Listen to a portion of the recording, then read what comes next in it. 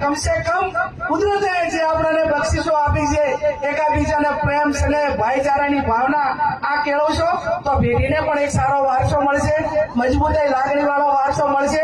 નહીતર તમે જેવું મેં કીધું તમે જેવું કરશો એવું જ પાછળની પેઢી કરશે.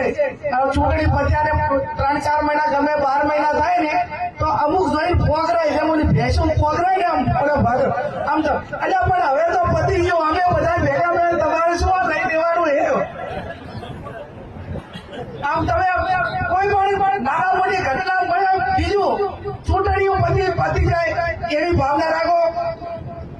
જતું કરવાની ભાવના વાળો માણસ હર હંમેશા સુખી થાય. એનો હું તમને દાખલો આપો. આપણે શ્રાવણ મહિનો કર્યો કે દેવોના દેવ મહાદેવ, તો દેવોના દેવ મહાદેવ સર્વોપરી દેવોના દેવ કોણ કહેવાય? મહાદેવ. તો એમને પીળું કેમ મળ્યું કે બધી હારું અમૃતન બધું હતું એ એમને લઈ લીધું અને દરિયામાં જયારે એનું મંથન કર્યું અને એમાંથી ઝેર નીકળ્યું એટલે કોને આપ્યું? ભગવાન શિવને કે આ ઝેર તમને આપ્યું. એટલે ઝેર પીધું એટલા માટે દેવોના દેવ મહાદેવ કહેવાના. વર્તમાન સમયની અંદર જ્યાં હારું થતું હોય એ સજ્જન માણસને એનો વાંક ના હોય તો પણ સહન કરવું પડે.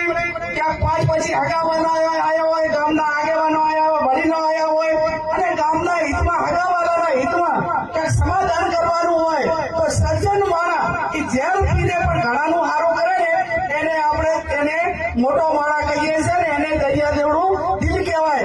એટલે અત્યારે ઝેર પીવાનું એટલે હું એમ નથી કહેતી કે કોઈ વિચેડ દવા પીવાની છે કે મમરી પીવાની છે. ઘણાનું સારું થતું હોય અને જતું કરીને પણ ભૈયા માટે, કુટુંબ માટે, સમાજ માટે, ગામ માટે સમાધાનકારી વલણ કરીને બધાને ભેગા બેહાડે એને ઝેર પીધું કહેવાય. એને થોડું કાઢું લાગે પણ પછી આખું ગામ કે સમાધાન વાળા એમ કે આ દરિયા દિલ વાળો માણસ છે.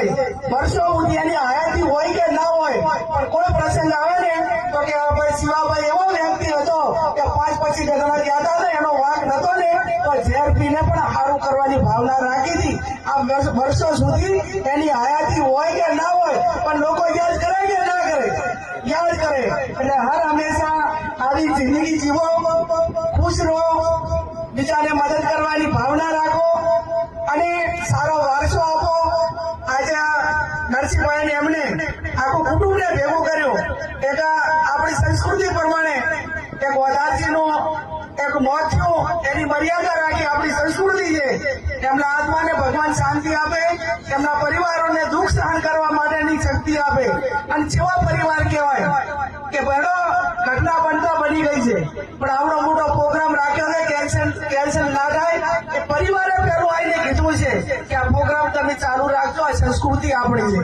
કે થાય તો એના નામે સારું થાય પણ એના નામે જે થયું એનામાં કઈ રૂકાવટ ના આવે એ ભાવના આજે આપણી સંસ્કૃતિની આપણા પોતાની પ્રણાલિકા પ્રમાણે રહી છે. ત્યારે ફરી એમના આત્માને શાંતિ મળે એવી હું ભગવાનને પ્રાર્થના કરું.